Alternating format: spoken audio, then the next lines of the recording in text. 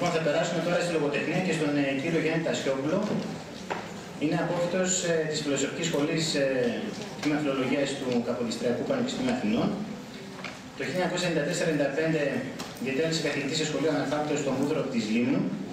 Από το 1996 μέχρι το 2006 υπήρξε συνεργάτης καθηγητής στα φροντιστήρια Σύγχρονων της Αθήνας, καθηγητής στο Διαπολιτισμικό Λύκειο Ελληνικού και βαθμολογητής πανελλαδικών εξετάσεων. Από το 2006 μέχρι το 2013 είναι ιδιοκτήτης του φιλολογικού φροντιστηρίου Λέξη στο Καρπενήσι. Έχει κάνει δημοσιεύσεις στην εφημερίδα Τα Νέα, στο περιοδικό Φιλολογική, έχει μεταφράσει έργα της Ιπποκρατικής Συλλογής και έχει κάνει εισήγηση για την διδακτική της νεοελληνικής γλώσσας στο Συνεδριακό Κέντρο Καρπενήσι το Μάιο του 2013. Καλησπέρα σας. Ο Τασιόπουλος είμαι εγώ. Εκείνος είναι ο κύριος Τσίκνας, βοηθός. Ναι, μέχρι να συντονιστούμε, για να μην χάσουμε χρόνο που είναι πολύτιμος, να ευχαριστήσω και εγώ για την πρόσκληση και την ευκαιρία που έχω να σας μιλήσω. Βλέποντας τον Καβάφη, έχει κανείς την αίσθηση ότι βάζει λίγους μπελάδες, γιατί έχει να κάνει με ένα υποψιασμένο κοινό και αυτό μπορεί να γύρει απαιτήσεις, ίσως είναι ευκαιρία να τις δούμε όλοι μαζί.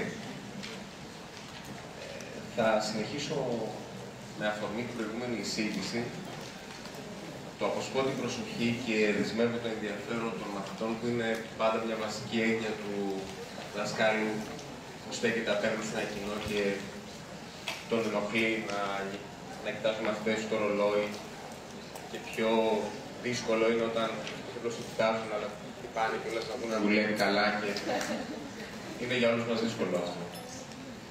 Είσαι τόσο καλός όσο η τελευταία σου παράσταση. Εμείς κάθε μέρα δίνουμε παραστάσεις. Ενεργειακά ελεγχόμενες, λέω κάποιες σημειώσεις θα δείτε, γιατί δεν είμαστε ηθοποιοί. Αλλά οι καλύτεροι δάσκαλοι που έχουμε γνωρίσει, νομίζω, ήταν καλοί αφηγητές. Αντωνόπουλο δεν χάναμε με τίποτε. Γιατί θέλαμε να ακούσουμε την ιστορία του. Μαθηματικά μας έκανε. Αλλά ήταν ένας ωραίος δάσκαλος. Η παράσταση, οι πρόβες και το πληρωμένο εισιτήριο, λέω καμιά φορά, που έχει να κάνει τόσο με την ιδιωτική εκπαίδευση όσο και με τη δημόσια, γιατί και εκεί είναι πληρωμένο το εισιτήριο, προϋποθέτει πρόβες, προϋποθέτει προετοιμασία. Γι' αυτό αυτά τα σεμινάρια είναι περισσότερο από απαραίτητα. Δεν θα ανησυχήσω ακόμη για το PowerPoint που δεν είναι λειτουργεί. Θα περάσω γρήγορα μερικά θέματα. Γιατί λογοτεχνία. Σκεφτόμενος τι να παρουσιάσω σήμερα, και επειδή ο Βυζινός Παπαδιαμάτης είναι σε μια άλλη εισήγηση αύριο για άλλους λόγους αφηγηματικούς, αφηγηματολογικούς ακριβέστερα, αποφάσισα τη λογοτεχνία πρώτα απ' όλα γιατί σημειώνω ότι είναι ένας τρόπος που παρέχει και αισθητικές εμπειρίες, αλλά και μας παρέχει ιδέες να ζήσουμε μια ζωή την οποία μάλλον θα έχουμε λόγους να εκτιμάμε. Αυτό είναι πολύ πολύ σημαντικό, ίσως πιο ενεργειακό από ότι το δοκίμιο, η φιλοσοφία, η κοινωνιολογία, γιατί στις καλύτερες στιγμές η λογοτεχνία έχει από όλα αυτά.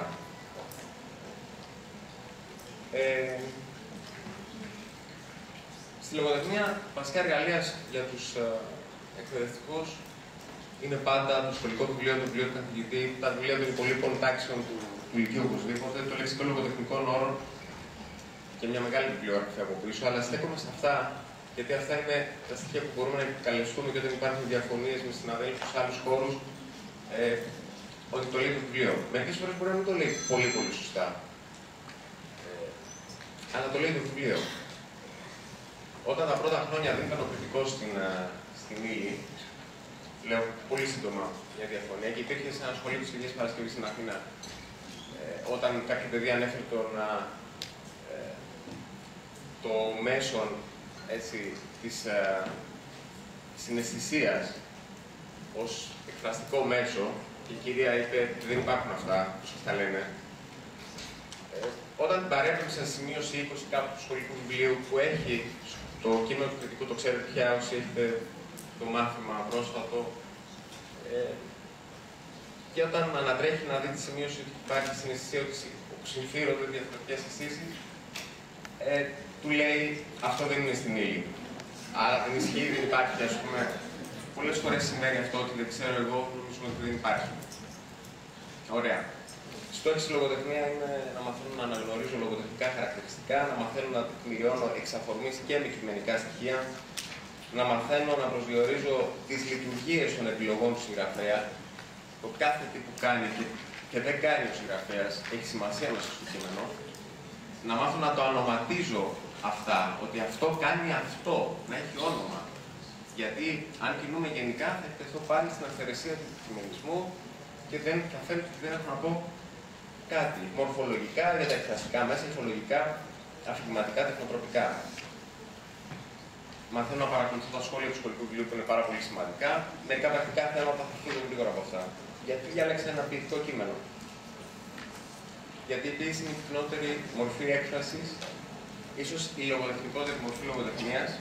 Έχω πάρει ένα παράδειγμα από ένα ποίημα του Giuseppe Bucarelli, Ματίνα, που είναι το πιο μικρό ποίημα που ξέρω. Φαίνεται ότι είναι 2 λέξεις, είναι 4 στην πραγματικότητα.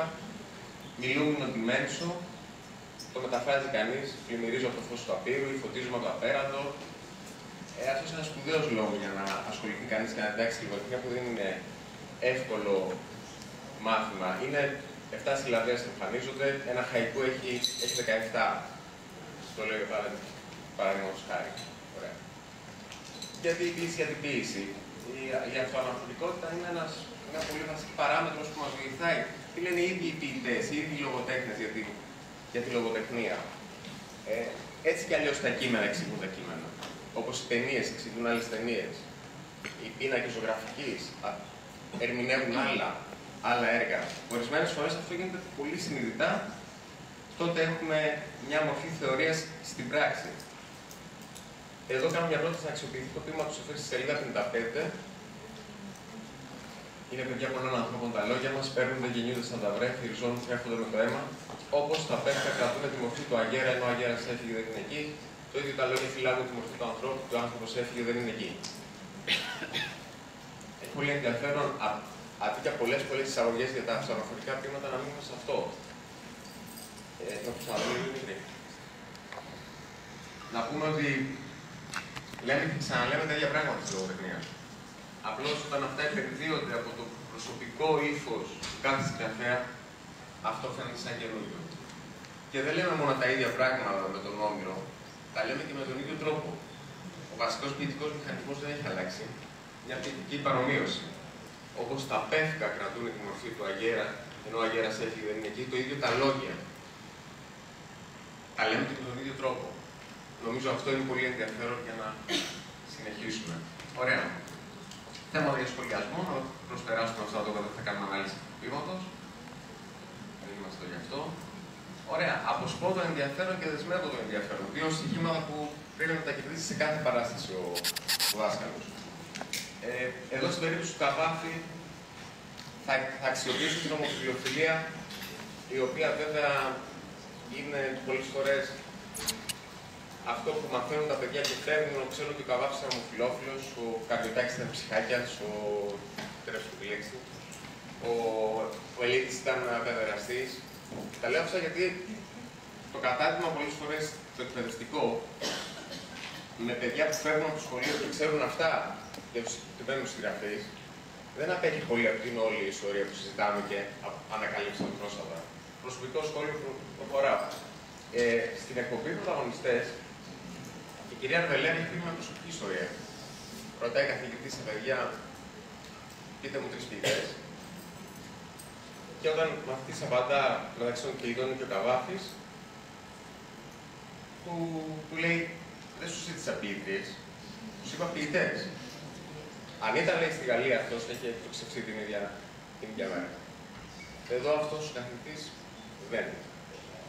Λίγο παρακάτω, τσέψε το λίγο να ρίξεις.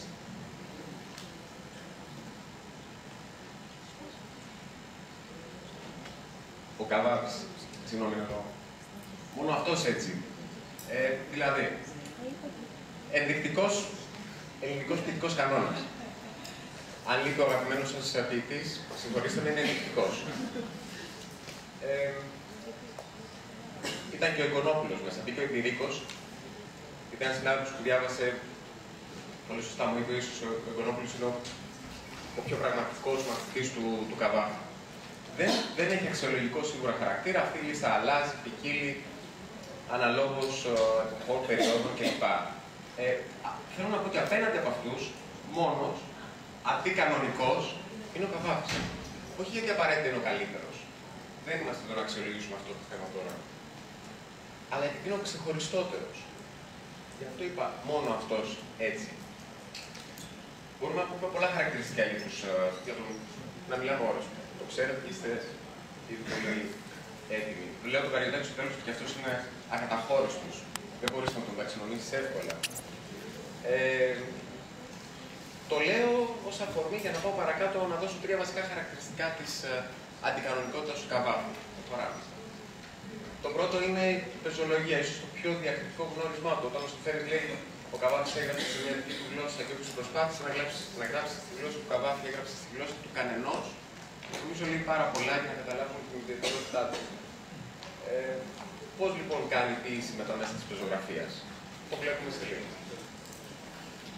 Αυτό νομίζω, προσωπική γνώμη εκφράζω, μέσα από διαβάσματα πολλά και συζητήσεις πολλές. Αυτό είναι το κόλπο του Καβάφη. Αυτός είναι ο τρόπος που αντικειμενικοποιεί το ποιητικό του μήνυμα. Παίρνει τον παρανασισμό, που είναι μια τεχνοτροπία η οποία ασχολείται με τα ιστορικά πρόσωπα και μιλάει με ποιητικό τρόπο για ιστορικά και τον γυρίζει ανάποδα. Διαλέγει ένα πρόσωπο από την ιστορία για να μας μιλήσει για τον Κεσαρίωνα, αλλά τον χρησιμοποιεί ως ηθοποιό για να υποδηθεί ένα ρόλο στη σκηνή της ιστορίας. Θα προσπαθήσω να δείξω πώς αυτό λειτουργεί ως αντικειμενικοποίηση. Προχωράμε αυτά, τα θεωρώ εισαγωγικά, δεν θα μείνω, έχω μοιράσει τον χρόνο μου για να φτάσω στην διακειμενικότητα για την οποία έχω υποσχεθεί ότι θα μιλήσω στο τίτλο. Μερικά σχόλια που αφορούν την ιστορική μέθοδο του Καβάφη, τους συμβολισμούς που μπορεί να αναγνωρίσει κανείς στα πρόσωπα που επιλέγει, χρησιμοποιώ από την ύλη της λογοτεχνίας. Ιστορική μέθοδος. Εδώ έχουμε μια περίπτωση που μπορούμε να δείξουμε ότι ο τρόπος του Καβάφη στην ιστορική μέθοδο είναι να θέλει να μας μιλήσει για το θέμα του, έτσι. Ας πούμε, είναι η κρίση της καλλιτεχνικής συνείδησης που λέμε στην περίπτωση του Δαρίου. Δεν είναι καμιά βασική ερώτηση που είχα κάτω παρένθεση. Πόσοι από εσάς διδάσκετε λογοτεχνία στους χώρους που. Ευχαριστώ. Και πόσοι έχετε. Μην το εκλάβετε ως διερευνητικό, έχετε διδάξει το ποίημα γιατί είναι εκτός ίσως 8 χρόνια και μετά από 8 χρόνια ξαναμπαίνει. Ωραία, ευχαριστώ. Για να δω τι θέματα θα ανακοινήσω. Ο Καβάφης λοιπόν για να μην συζητήσει για το θέμα του κάνει μια προβολή στο ένα ιστορικό παρελθόν. Και έμεσα μιλάει γι' αυτό. Αυτή η περιοχή που αναπτύσσεται εδώ την περιγράφουμε ως περιοχή χρόνου αντικειμενικοποίησης του ποιητικού μηνύματος. Του δίνει μια διάσταση διαφορετική. Πόσο μάλλον στο Δαρείο όταν αυτό γίνεται επί δύο. Με τον εγκυβωτισμό του ποίηματος μέσα στο ποίημα, της προβολής στην προβολή, ο Καβάφης αναφέρεται σε ένα ιστορικό σε έναν αυλικό ποιητή της αυλής του Μηθριδάτη, το ποιητή Φερνάζη, μη υπαρκτό πρόσωπο, ο οποίος γράφει ένα ποίημα για τον βασιλιά Δαρείο, ο οποίος είναι πρόγονος του Μηθριδάτη, θέλει να εγκομιάσει τον Μηθριδάτη μέσα από τον Δαρείο. Άρα κάνει και αυτή να προβολή σε ένα άλλο ιστορικό παρελθόν, στο Δαρείο. Μας φτιάχνει ένα ποίημα ο Καβάφης που μας λέει δείτε την ιστορική μου μέθοδο. Δείτε τι κάνουμε. Βάζει έναν ποιητή να γράφει ένα ποίημα με τον τρόπο που γράφει αυτός τα ιστορικά του ποίηματα. Δεν θα σχολιάσουμε αξιολογικά θέματα. Εδώ έχουμε έρθει να μοιραστούμε ιδέες διδασκαλίας και παρουσίασης. Ωραία, είναι στην ίδια περιοχή αυτά. Πώς λειτουργεί αυτό στη συνείδηση του αναγνώστη πολλές φορές. Σήμερα στις ΣΕΡΕΣ, 2013, εμείς ψάχνουμε έναν πόλεμο, πάντα υπάρχει δυστυχώς εύκαιρος ένας πόλεμος. Σε οικονομικό πόλεμο, όλο αυτό που συζητάμε πολλές φορές, νομίζω έσχονα έχει περιγραφεί ως μια μορφή πολέμου. Διαβάζουμε ένα ποίημα του ποιητή Καβάφη, που στην Αλεξάνδρεια το 1917 είναι χρονολογία γραφής, δημοσίευση είναι το 20.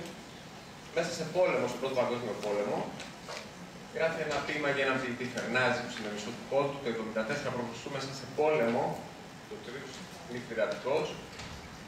Ένα ποίημα που αφορά στον βασιλιά Δαρείο, ας πούμε, στην Περσία της Περσίας, περίπου το 500 π.Χ., μέσα σε πολέμους.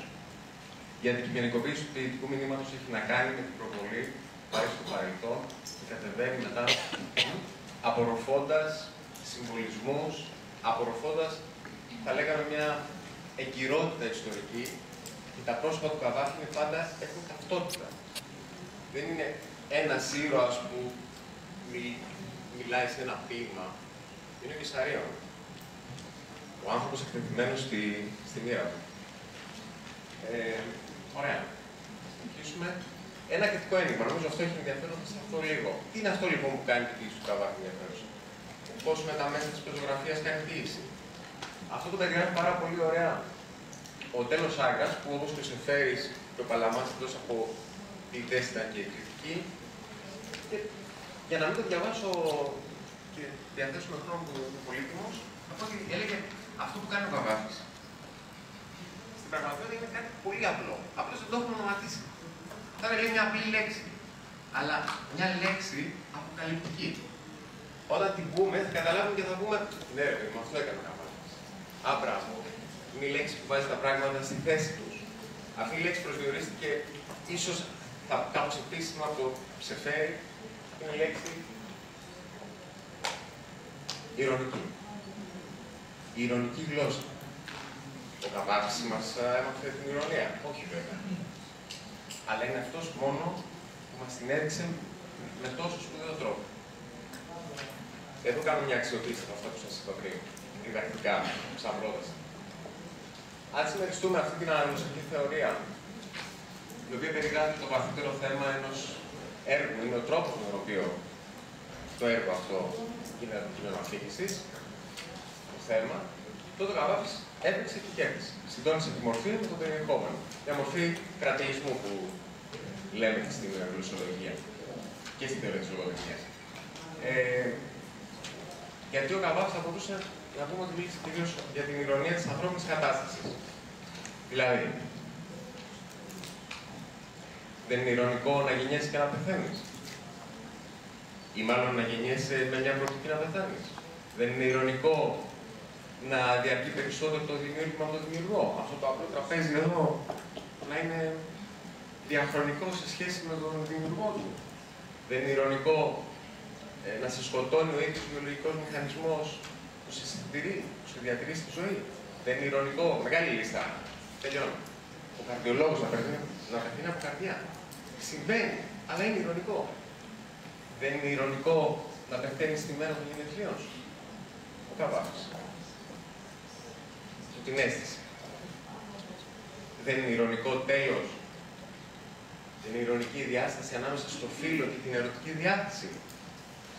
Λέω ότι αξιοποιώ αυτό γιατί τα παιδιά σκανδαλίζονται εύκολα. Και είναι έτοιμοι να το σχολιάσουν. Και δεν θέλει πάντα μια προσοχή εκ μέρους μας. Γιατί είναι εύκολο να βλέπουν το Ραζόπουλο στην τηλεόραση και το Σεφερλί και να το ξαναβλέπουν μετά και στο σχολείο, στο φροντιστήριο, προκειμένου να γίνουμε ευχάριστοι. Και μπορούμε να αξιοποιήσουμε την ειρωνία λέγοντας ότι ίσως αυτός είναι ο λόγος που δούλεψε τόσο καλά την ειρωνία ο Καβάφης. Γιατί δεν είχε πάνω μέσα. Είναι πάντα ένας διεισμός η ειρωνία, μια διάσταση ανάμεσα σε ένα φαινόμενο και μια πραγματικότητα. Το φαινόμενο δείχνει έναν άντρα που λογικά. Δεν θα αναλύσω την ομοφιλοφιλία τώρα, έτσι καταλαβαίνετε ότι. Αλλά είναι μια ιδέα που μπορούμε να αξιοποιήσουμε και να αποσπάσουμε το ενδιαφέρον των μαθητών μας. Έχω παραδείγματα ειρωνιών, τις οποίες θα παρακάμψουμε, γιατί δεν είναι αυτό το θέμα μας. Αν υπάρχει αγορία που συζητήσουμε, θα τρέχουν αυτά.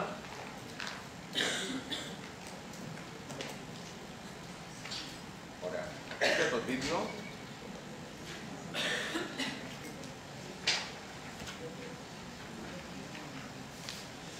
Έχει ενδιαφέρον, αλλά δεν μπορούμε να τα πούμε όλα. Υπάρχουν τα περισσότερα σημειώσεις. Ωραία. Πάμε παρακάτω. Και πάμε στο θέμα μας. Τα κείμενα ερμηνεύουν τα κείμενα. Ωραία. κάνω μια πρόταση αντίστροφη στη διδακτική. Δηλαδή, πάμε πρώτα παράλληλα σε ένα πείμα σαν αυτό, γιατί η δυσκολία του Καβάφη είναι ότι επειδή ακριβώς τα πείματά του έχουν απορροφήσει πολύ ιστορική πληροφορία, δυσκολεύει αυτό όχι μόνο μαθητές, αλλά και υποψιασμένους αναγνώστες. Θέλουμε τα σχόλια της υποσημείωσης του Σαββίδη στην κλασική έκδοση του Ικάρου για να προσανατολιστούμε. Θέλουμε και άλλες πληροφορίες. Αυτό απομακρύνει πάρα πολύ το πείμα από την αντίληψη του μαθητή. Πάμε περιφερειακά. Κρίσιμο σημείο για μένα σε αυτό το πείμα είναι η ταυτότητα του ποιητή Φερνάζη. Τι είναι αυτός ο τύπος? Η σπουδαία δουλειά του κ. Μαρονίτη έχει μπερδέψει λίγο την κατάσταση. Γιατί τον βγάζει λίγο από το σύστημα το ειρωνικό στο τέλος και του αναγνωρίζει ότι είναι και καλός. Λυτρώνεται και κάνει το καλό. Και νομίζω θέλει προσοχή. Ωραία. Πολύ σημαντικό νομίζω για πάλι στη διαδικασία είναι η ανάγνωση του ποίηματος. Αν τους έχω αποσπάσει το ενδιαφέρον με την ομοφυλοφιλία, παιδιά, ο Καβάφης, αφήνω να παίξω λίγο με αυτό και μετά το προσανατολίζω, δεσμεύω το ενδιαφέρον τους αναθέτοντας ρόλους. Να φύγουν από το μάθημα και να έχουν τον Καβάφη το Φερνάζη, το πρωταγωνιστή, και στο σπίτι. Παιδιά, αυτό το ποίημα θα το πούμε πολυφωνικά. Όπως πολύ σημαντικά οι αφηγηματολόγοι που έχουν ασχοληθεί μιλάνε, και ο Μαρονίτης επίσης διεξοδικά για τις φωνές που ακούγονται, τις συμβαλόμενες στο ποίημα. Για τον ελεύθερο πλάγιο λόγο, τον αφηγημένο μονόλογο, την ψυχαφήγηση. Υπάρχουν πάρα πολλοί όροι που έχουν προσπαθήσει να περιγράψουν τι γίνεται σε αυτό το ποίημα, που δεν έχει σημεία στίξης, παύλες που να δηλώνουν αλλαγή ομιλητών κλπ. Θα το διαβάσω τώρα, διαλέξτε ρόλους και θα το παίξουμε στο επόμενο μάθημα ή θα το παίξουμε σε μια εκδήλωση στο τέλος, να έχουν ένα διαρκέστερο κίνητρο. Και αυτό και το Βοσκόπουλο και τη Μάνα με το Γεωργί και ό,τι θέλετε θα δούμε. Αν λέμε λίγα ψέματα τώρα για το φροντιστήριο, ειδικά οι χρόνοι περιορισμένοι, δεν είναι κακό, είναι για το καλό τους. Η πρόκληση αυτή μπορεί να επιβληθεί είτε με τη μουλά, να ξέρεις πόσες λέξεις ονειρεύονται μια σύντομη ζωή με τη φωνή σου, το κείμενο, κοίτε, ιδέες διαφημιστικής προσέγγισης, υπάρχουν πολλές. Δεν μπορώ να σταθώ για να είμαι εντός χρόνου. Να ξέρεις πόσες λέξεις ονειρεύονται μια σύντομη ζωή με τη φωνή σου. Η λέξη υπάρχει εκφωνούμενη. Έχουν ειδικότερους εδώ γλωσσολόγους που μικρέψουν την αναφορά. Στο κείμενο, κοίτε. Τις ονοματίζεις, λίγο Θεός, πες το όνομά σου, λες το όνομα και σηκώνει τη λέξη και παίζει το έργο του. Αυτό είναι σπουδαίο κίνητρο που μπορεί να ξαφνιάσει το μαθητή, να το σκεφτεί για πρώτη φορά.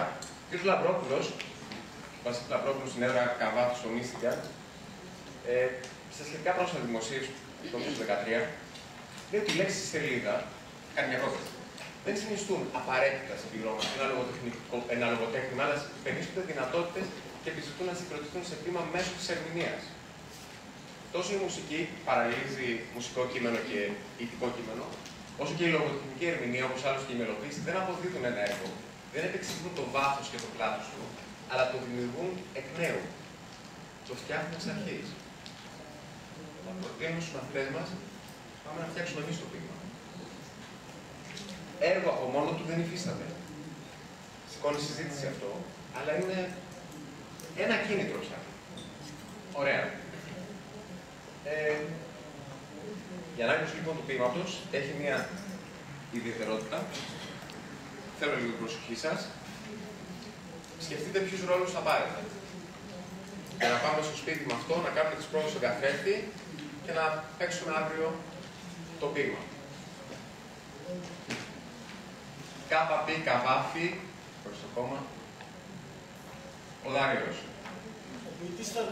Ο ποιητής Φερνάζης. Ο ποιητής Φερνάζης. Ο ποιητής Φερνάζης. Ο ποιητής Φερνάζης. Ο ποιητής Φερνάζης, το σπουδαίο μέρος του επικού ποίηματος του Κάμνου.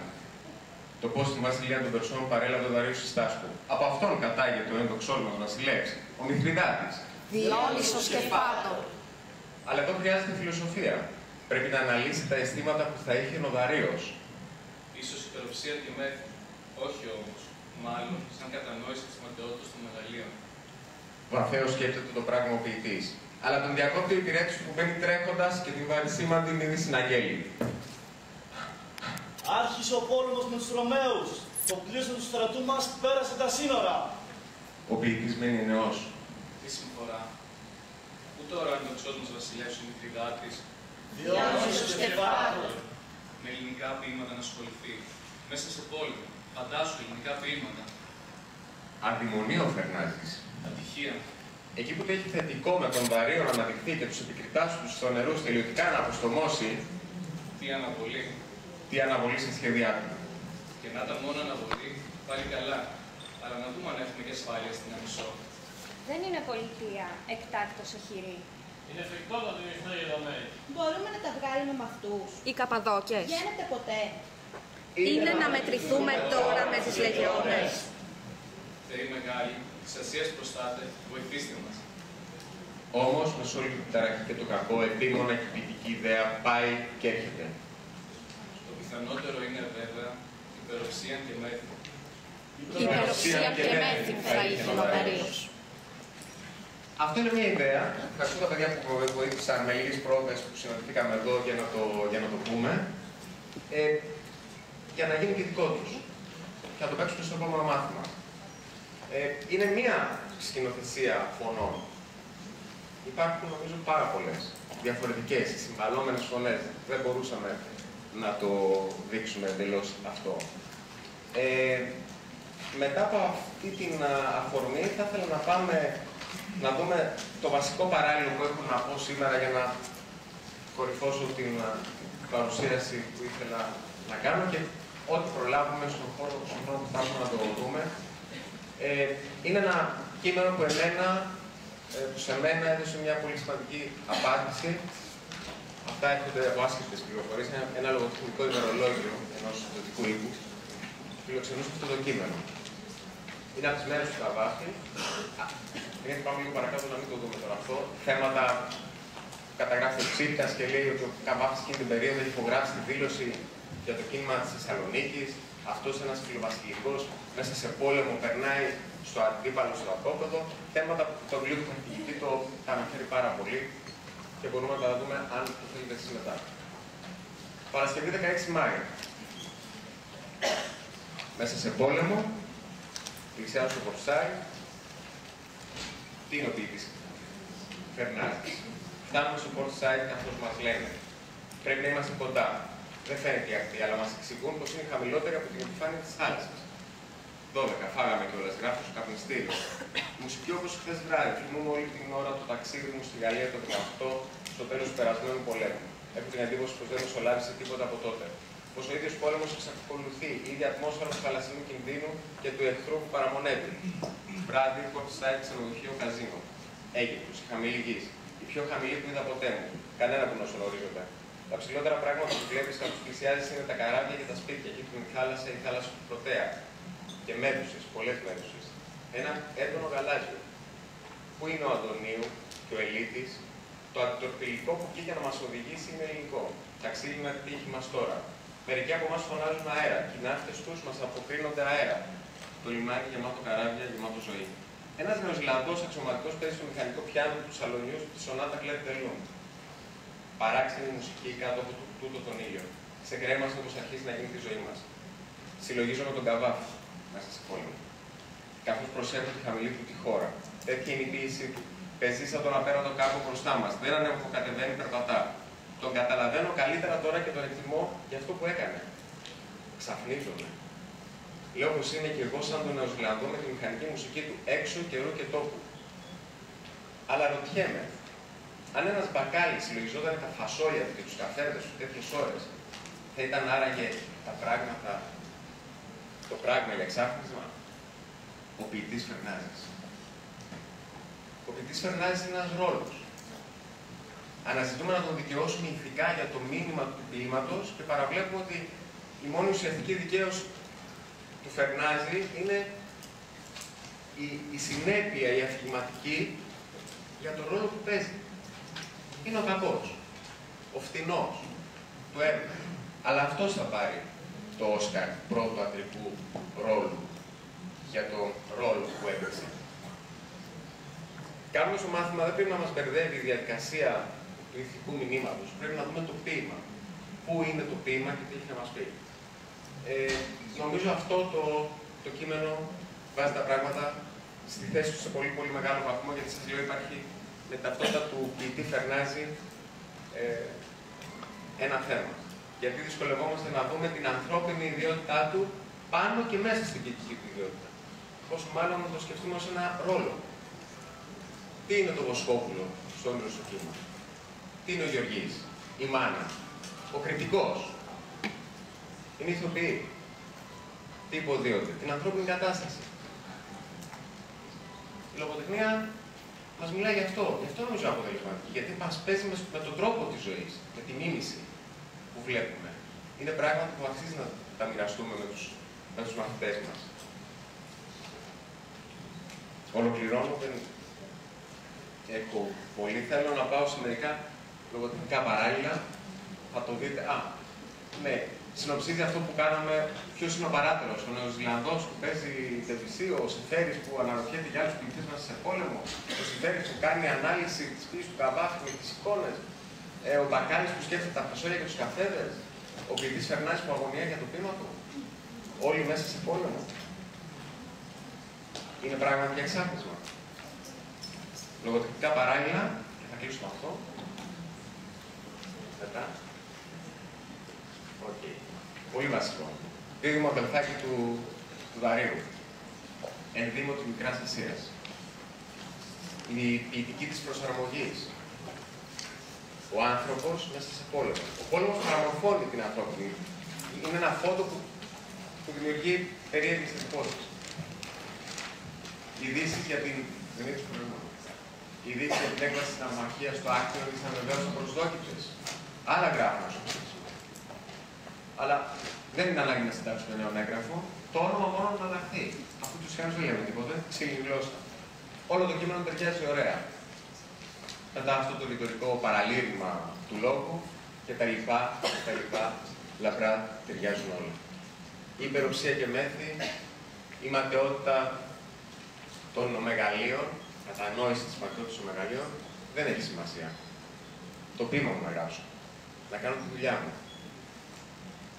Είναι για μόνο εκρηκτικής Λιβύης, ένα ποίημα που ο Καβάφης στο δεύτερο μέρος, αφού φτάσει εδώ για την εντύπωση, φαινόμενο, τραβάει το χαλί και διαλύει το είδωλό του και λέει ένας φθηνός άνθρωπος. Τυχαίος. Έβλειπτε με λίγο έχοντας κουβέντες τραβημένες μέσα του. Για λόγους χρόνου δεν διάβασα τα ποίηματα, τα βλέπετε, θα τα δείτε στις σημειώσεις. Δούλος της εικόνας του. Δεν ξέρει ελληνικά καλά. Δεν διαβάζει φιλοσοφικά βιβλία, απλώς τα αγοράζει. Αλλά το καταπιεστικό στοιχείο που κάνει και το Μητριδάτη ενδεχομένως να έχει προσχηματική σχέση με την ποίηση στο δικό μας ποίημα είναι ότι ο ελληνικός λόγος είναι το στοιχείο που σου δίνει πολιτισμική, ίσως καλύτερα προαγωγή εκείνη την εποχή. Και κλείνω, ολοκληρώνοντας με τα ποίηματά μας, συνοδεία του Διονύσου, επόμενο Δημήτρη, ο Φιλέλλη. Εδώ θα μπορούσαμε να δώσουμε στους μαθητές μας πολλά κίνητρα για αυτό το διάλογο, το μονόλογο, τις οδηγίες που δίνει ο Φιλέλλης στον χαράκτη του νομίσματος. Να μην σταθούμε σε αυτά. Ωραία, ποιητική απόγονη του Δαρίου, επίλογος. Στο βιβλίο το σχολικό. Καημένος Φερνάζης. Του πέσε κάνε ελαφριά. Η πολιορκία πρώτα, η κατοχή μετά. Είχε μεγάλα πλεξίματα. Εδέησε άρα για να ξεγλιστρήσει. Πέρασε στα βουνά, επέζησε, πέτυχε τέλος την ευκαιρία. Τελείωσε καμιά φορά τον Δαρίο του. Αυτά τα ερωτήματα έχουν προφανείς απαντήσεις. Μάλλον ο ευέλικτος Φερνάζης τα κατάφερε. Τουλάχιστον οι επιλογές του, ανθρώπινες επιλογές, ποιο είναι το μήνυμα του? Ότι ένας ποιητής μπορεί να είναι έτσι. Ένας πνευματικός άνθρωπος μπορεί να είναι έτσι.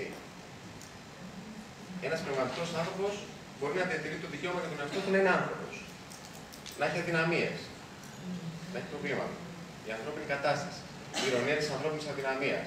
Η αβάστακτη έκπληξη της ζωής. Είναι θέματα για τα οποία μιλάει η λογοτεχνία.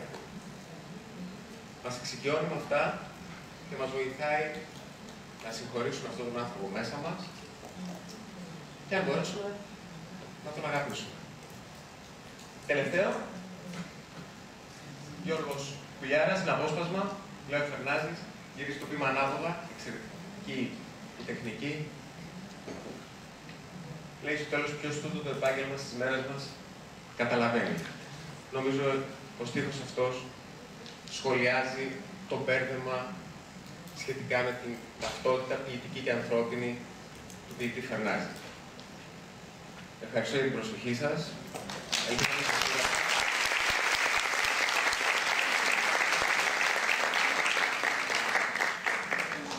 Ευχαριστούμε τον κύριο Γιάννη Τασιόπουλο. Όποιος από τους συναδέλφους θέλει να κάνει κάποια ερώτηση.